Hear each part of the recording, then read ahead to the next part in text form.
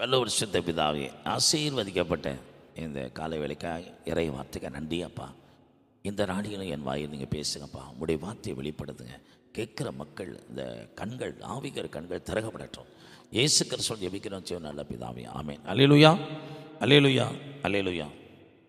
நான் உன்னை பலப்படுத்தி உனக்கு சகாயம் பண்ணுவேன், நீதியின் வலக்கரத்திலே உன்னை தாங்குவேன். நான் உன்னை பலப்படுத்துவேங்கிற, பயப்படாதீங்க.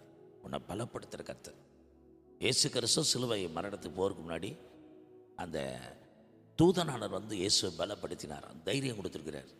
அதனால தான் பிலாத்து கேட்ட கேள்வி தைரியமாக சொல்கிறார். இயேசுவானவரே, சிலுவையில் அறிவதற்கும் விடுதலை செய்ய எனக்கு அதிகாரம் உண்டுன்னு நமக்கு தெரியாதா? அவர் சொல்கிறப்பா, லோகத்துலேருந்து உத்தரவு கொடுக்கலைன்னா என் மேலே அதிகாரம் செலுத்த உனக்கு முடியாதுப்பா.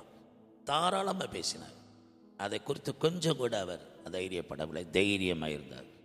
இந்த கர்த்தருடைய வார்த்தை கேட்குற தெய்வ பிள்ளைகள், இந்த காலவேளையில் எதை குறித்து நீங்கள் சோர்ந்து போக தைரியமாக இருங்க.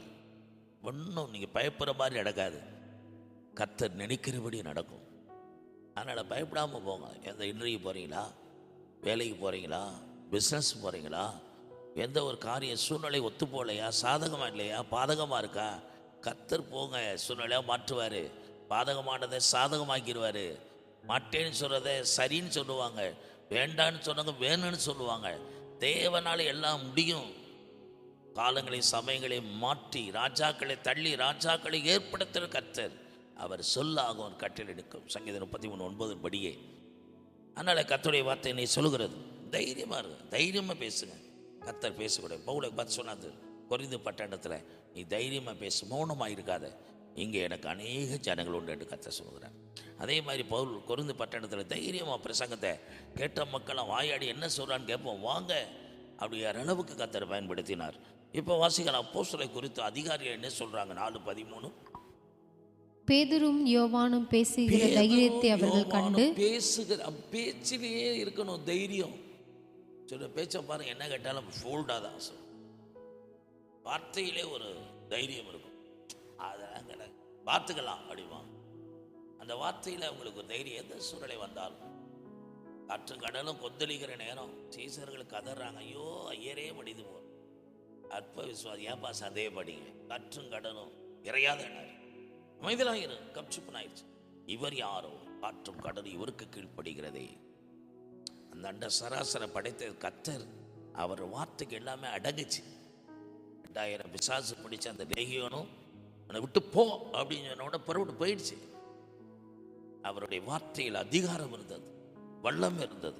இதை கேட்குற கர்த்தருடைய பிள்ளைகள், இதை கண்ட அந்த அதிகாரி சொல்றாங்க, நீங்க பேசுகிற தைரியத்தை கண்டு என்ன சொன்னாங்க? அவர்கள் படிப்பறிவு அறியாதவர்கள் என்றும், படிப்பு அறிவு இல்லாதவர் என்றும், பேதமை உள்ளவர்கள் என்றும் அறிந்தபடியினால் ஆச்சரியப்பட்டு அவர்கள் இயேசுவுடனே கூட இருந்தவர்கள் என்றும் அறிந்து கொண்டார்கள். இயேசு கூட இருந்தா என்ன இருக்கும்? தைரியம் வரும். படிப்பு இல்லை, பேதமை பிடிச்சவங்க ஒன்றும் கிடையாது. ஆனா அதிகாரிகள் பேசுகிற வார்த்தைக்கு தைரியமாக பதில் சொல்கிறாங்களே. நிறைய படித்தவங்க, பட்டம் பெற்றவங்க ஒரு அதிகாரி கேள்வி கேட்டால் பயப்படுவாங்க. இங்கே இந்த நாமத்தை குறித்து சொல்லக்கூடாதுன்னு மிரட்டிக்கிட்டு இருக்காங்க. இவங்க தைரியமாக சொல்கிறாங்க. தேவனுக்கு கீழ்ப்படுகிற பார்க்கணும், மனுஷன் கீழ்ப்படுவது தேவன் பக்கம் நியாயம் இருக்குமா? இது சரியா? அப்படி அதிகாரியை கேட்டவுடனே அவங்க அமைதியாக போயிட்டாங்க. எவ்வளவும் சொல்லக்கூடாது. அந்த நாமத்தை குறித்து சொன்னாங்க. சிறையில் போட்டாங்க. கர்த்தர் சிறையை விட்டு வெளியே கொண்டு வந்தார். பூட்டி வச்சாங்க, திறந்து விட்டார் கர்த்தர். இதை கண்டு அவங்களுக்குள்ள பயம் வந்துருச்சு.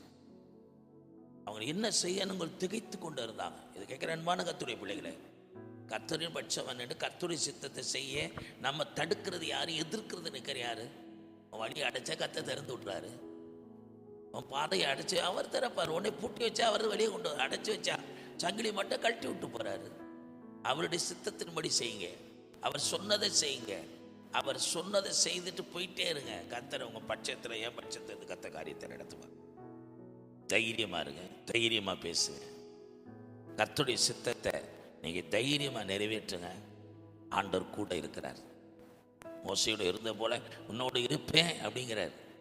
யோசுவாட்ட சொல்றார், நீ உயிரோடு இருக்கிற வரைக்கும் உன் முகத்துக்கு முன்னாடி ஒருத்தன் எதிர்த்து பேச முடியாதுப்பா. 31 ராஜாக்கள் 7 ஜாதிகளை துரத்தி அடிச்சிட்டான்.